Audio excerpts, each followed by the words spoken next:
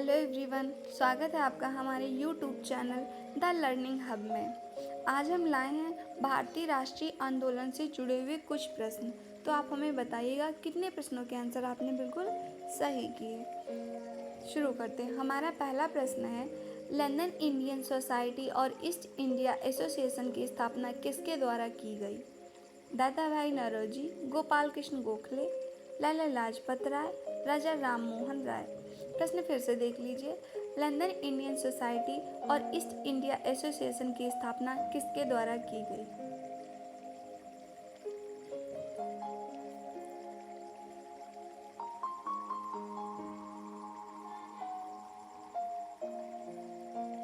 Right answer है option A, दादा भाई नौरोजी।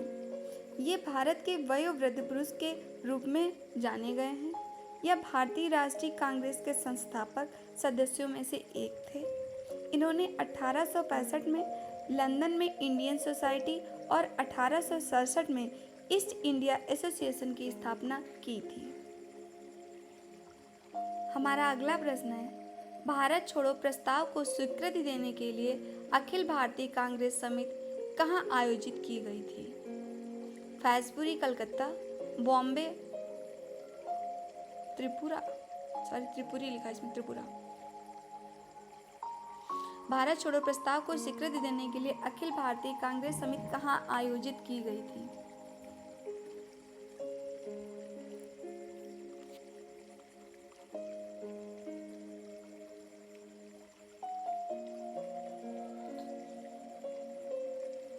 राइट आंसर है ऑप्शन सी, बॉम्बे। अखिल भारतीय कांग्रेस समिति की भारत छोड़ो प्रस्ताव को स्वीकृति देने के लिए बैठक बॉम्बे में आयोजित की गई थी। यह 8 अगस्त 1942 को महात्मा गांधी द्वारा आयोजित की गई थी। हमारा अगला प्रश्न है, कौन सा समाचार पत्र भारतीय राष्ट्रीय आंदोलन के दौरान लोकमान्य तिलक द्वारा लिखा गया था? युगांतर, बंगाली, केसरी, अमृत बाजार पत्रिका। प्रश्न फिर से देख लीजिए। कौन सा समाचार पत्र भारतीय राष्ट्रीय आंदोलन के दौरान लोकमान्य तिलक द्वारा लिखा गया था?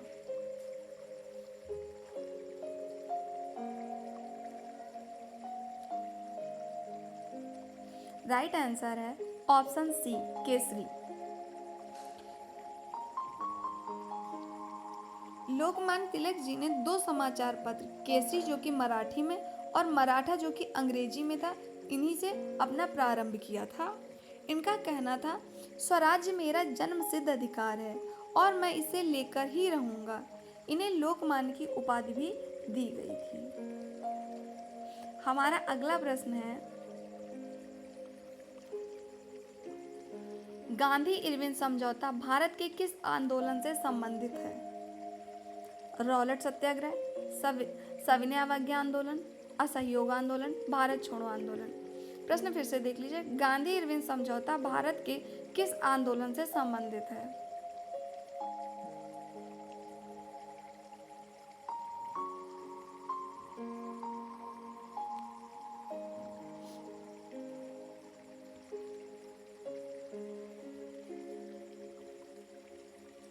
राइट आंसर है ऑप्शन बी, सविनय अवज्ञा आंदोलन। गांधी इरविन समझौता भारत के सविनय अवज्ञा आंदोलन से संबंधित था। इस समझौते पर 5 मार्च 1931 को महात्मा गांधी और लॉर्ड इरविन ने हस्ताक्षर किए थे। लंदन में आयोजित दूसरे गोलमेज सम्मेलन से पहले इस पर हस्ताक्षर किए गए थे। गांधी इरविन समझौते के अनुसार गांधी जी ने सविनय अवज्ञा आंदोलन स्थगित कर दिया और दूसरे गोलमेज सम्मेलन में भाग लेने के लिए सहमत हुए थे। यही था गांधी इरविन समझौता। इस समझौते की कुछ शर्तें भी थीं, तो देखते हैं क्या शर्तें थीं। भारतीय राष्ट्रीय कांग्रेस द्वारा दूसरे गोलमेज सम्मेलन में भाग लेना था, पहली शर्त। दूसरी शर्त थी नमक पर लगने वाले करों को हटाना। अगली शर्त थी नमक सत्याग्रह वापस लेना। एक और शर्त थी भारत सरकार द्वारा जारी भारतीय राष्ट्रीय कांग्रेस की गतिविधियों पर अंकुश लगाने वाले सभी अध्यादेशों को वापस लेना।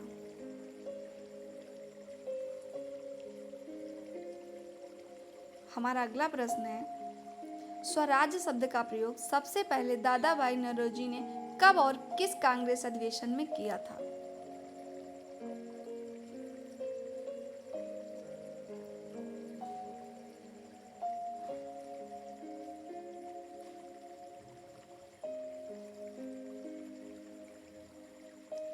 इसका राइट आंसर है ऑप्शन बी 1906 कलकत्ता में।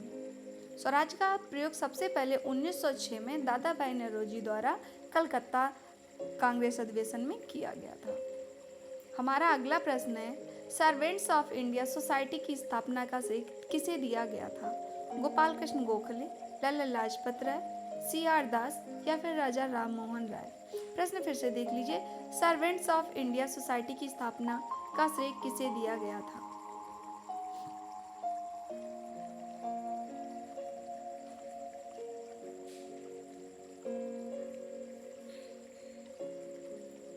राइट आंसर है ऑप्शन ए गोपाल कृष्ण गोखले। गोपाल कृष्ण गोखले जी को इसका श्रेय दिया गया था। हमारा अगला प्रश्न है फॉरवर्ड ब्लॉक की स्थापना किसने की? सुभाष चंद्र बोस, रासबिहारी बोस, जदुगोपाल मुखोपाध्याय, हेमचंद घोष।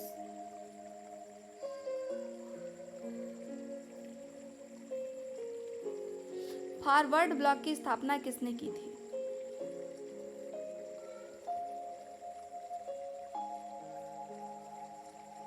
राइट आंसर है ऑप्शन ए सुभाष चंद्र बोस। भारतीय राष्ट्रीय कांग्रेस का फॉरवर्ड ब्लॉक 3 मई 1939 को सुभाष चंद्र बोस द्वारा बनाया गया था।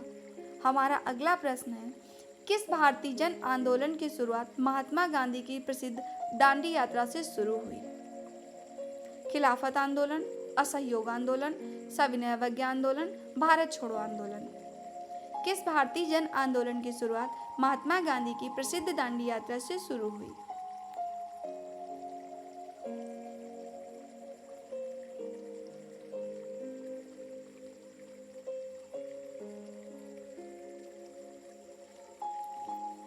इसका राइट आंसर है ऑप्शन सी सविनय अवज्ञा आंदोलन। चलिए थोड़ा सा इसके बारे में भी जान लेते हैं। नमक यात्रा या दांडी यात्रा 12 मार्च 1930 को साबरमती आश्रम से शुरू हुई थी और 6 अप्रैल 1930 को दांडी पहुंची थी। इसे नमक सत्याग्रह या सविनय अवज्ञा आंदोलन के रूप में भी जाना जाता है। सविनय अवज्ञा आंदोलन के शुभारंभ के दौरान लॉर्ड इरविन वायसराय थे। हमारा अगला प्रश्न है हिंदू कॉलेज की स्थापना 1791 में कहाँ हुई थी? कोलकाता, ढाका, सूरत, बनारस।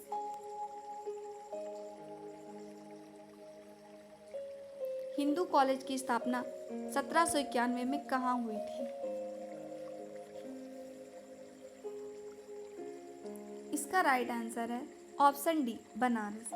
आइए थोड़ा सा इसके बारे में भी जान लेते हैं हिंदू कॉलेज के बारे में। प्राचीन संस्कृत ग्रंथों के अध्ययन को प्रोत्साहित करने के लिए 1791 में हिंदू कॉलेज की स्थापना बनारस में की गई थी। हिंदू कॉलेज जिसे अब प्रेसिडेंसी विश्वविद्यालय कहा जाता है कलकत्ता में एक राज्य अधिकृत विश्वविद्यालय है जिसकी स्थापना वर्ष 1817 में हुई थी। हमारा अगला प्रश्न है अरुणा आसफ अली किस आंदोलन से संबंधित हैं? असहयोग आंदोलन, सविनय अवज्ञा आंदोलन, व्यक्तिगत सत्याग्रह, भारत छोड़ो आंदोलन। अरुणा आसफ अली किस आंदोलन से संबंधित हैं?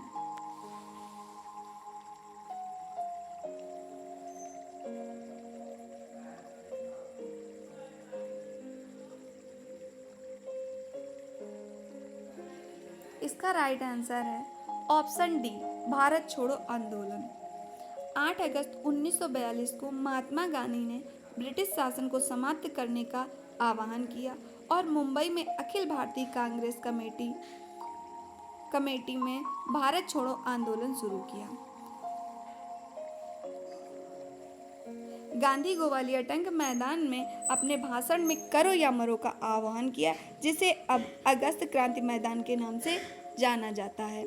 स्वतंत्रता आंदोलन की ग्रैंड ओल्ड लेडी के रूप में लोकप्रिय करुणा आसफ अली को भारत छोड़ो आंदोलन के दौरान मुंबई के ग्वालियर टैंक मैदान में भारतीय ध्वज फहराने के लिए जाना जाता है।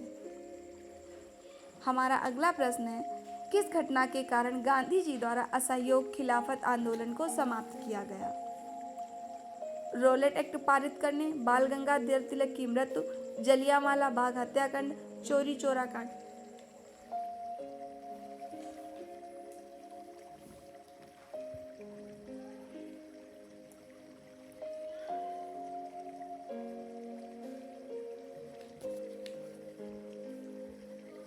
राइट आंसर है ऑप्शन डी, चौरी चौरा कांड। गांधी जी द्वारा 1920 में असहयोग आंदोलन की शुरुआत अंग्रेजों को देश से बाहर निकालने के लिए की गई थी।